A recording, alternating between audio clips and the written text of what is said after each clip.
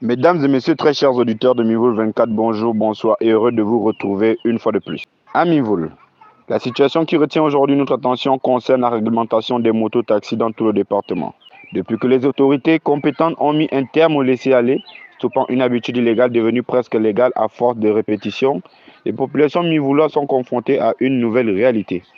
Pendant longtemps, un, deux, voire plusieurs engins circulaient librement, avec leurs propriétaires et chauffeurs, comme si tout cela allait de soi, comme si cela était normal dans un état de droit. Pourtant, nous sommes dans un pays où la loi existe et pas n'importe laquelle, une loi moderne, loin des époques antiques. Autrefois, on pouvait dompter les animaux sauvages, les ramener dans nos cités, monter sur eux pour se déplacer d'un point A à un point B. Même dans ces conditions, la notion de propriété existait déjà et des règles étaient définies. Le respect de l'ordre n'est donc pas nouveau. Aujourd'hui, les choses ont évolué. L'automobile est apparue, tout comme les engins motorisés. Les plus aisés se déplacent en avion ou en jet privé pour le transport aérien. D'autres roulent dans des voitures de grande ou petite catégorie. À Mivoul, beaucoup optent pour les motos à deux roues, des engins particulièrement dangereux lorsqu'ils sont pris à la légère. Oui, c'est une réalité. Mais il est tout aussi vrai que pour posséder ou conduire ces véhicules, il faut être en règle, disposer de documents attestant et justifiant le droit de circuler. Habitués au laisser-aller, laissant l'illégalité s'installer durablement, les populations ont été surprises lorsque les nouvelles autorités de la 5e République ont décidé de dire stop, trop c'est trop, il fallait rétablir l'ordre. Ainsi, le préfet et le maire, après concertation avec les élus locaux, départementaux et nationaux du Haut-Thème, ont pris leurs responsabilités. Suspension temporaire des mototaxis à Mivoul, sauf pour ceux qui sont en règle.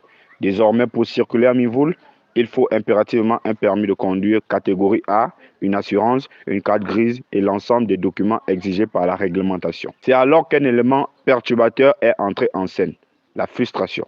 Les réactions ont été vives. Certains usagers ont commencé à bouder, à protester, à crier sur tous les toits. On est habitué à nos cercueils ambulants. Pardon, je voulais dire moto. Ces réglementations coûtent cher. Pourtant, tout le monde roulait sans papier. Pourtant, les faits sont là. Nous venons récemment de perdre 3 frères dans un accident brutal impliquant 16 engins, sans oublier d'autres drames survenus auparavant. Ce que beaucoup ignorent peut-être, c'est qu'à Mivoul, plus de 85% des personnes ayant utilisé ou subi le transport à moto portent au moins une cicatrice sur le corps. Désolé d'être cru, mais c'est la réalité. Face à cette situation, Mivoul 24 est allé sur le terrain pour observer l'évolution des faits. Et effectivement, malgré les contestations, les murmures derrière les maisons et dans les bars, le terrain parle de lui-même. Certains motocyclistes et propriétaires ont entamé des démarches pour se mettre en règle. Parallèlement, quelques particuliers possédant des voitures ont décidé de reprendre ou de commencer le transport clandestin entre Mivoul-Centre et les villages. Le problème, c'est que ces véhicules sont encore très peu nombreux, à peine 2 ou 3. De plus, ils ne s'organisent pas efficacement.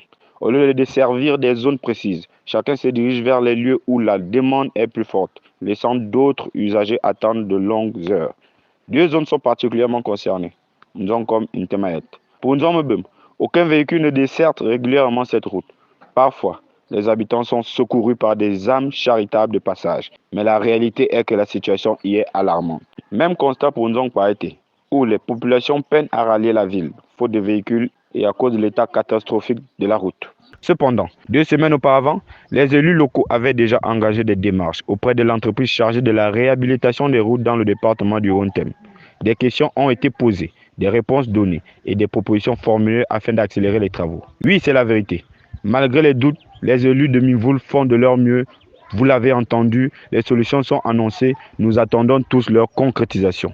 Par ailleurs, plusieurs propriétaires de véhicules refusent encore de se lancer dans le transport en commun, même temporairement pour pallier cette situation, à l'exception de quelques personnes de bonne volonté, comme ce père de famille du village Mbass. Comme Jean Paulin, chef de village à Mbas, canton Sosoloté. Pour ba tin pati ba son tin bunan ambo ba zetuana. Donc anama ya ha et on t'a me dit bon na ma que les bobas me sekolo. Je suis obligé d'aider ces gens-là. Na me voir venant non. Na mon rabat que tu as comment dire tu en ville. Et de Marcel et Dieu. Marcel et Dieu na et on abalazam dinana. Il n'y a plus de circulation. Carbonoto même vous Ngoman en partenariat avec le ministère des Transports. N'a besoin au moins 6 à 7 ou 10 taxis. Ami Voul, la situation n'est donc pas totalement figée. Elle évolue certes, mais à pas de tortue. Sur le plan économique, cette suspension temporaire des mototaxis a entraîné une forte baisse de l'activité économique locale. De nombreux expatriés qui exerçaient dans ce secteur ont été contraints de repartir. Pour certains, cela peut sembler positif, le Gabon aux Gabonais. Mais la question demeure, comment?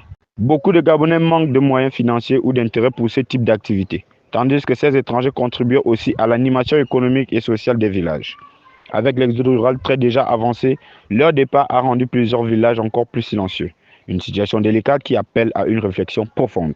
Appliquer la loi, oui, mais en tenant compte des réalités sociales et du mode de vie des populations mivouloises. Chaque société a ses spécificités. Interrogés, plusieurs usagers ont formulé des propositions à l'attention des autorités et élus locaux. Limiter l'âge des conducteurs de moto-taxi à partir de 23 ans. Apporter une aide financière pour l'obtention du permis de conduire et l'assurance.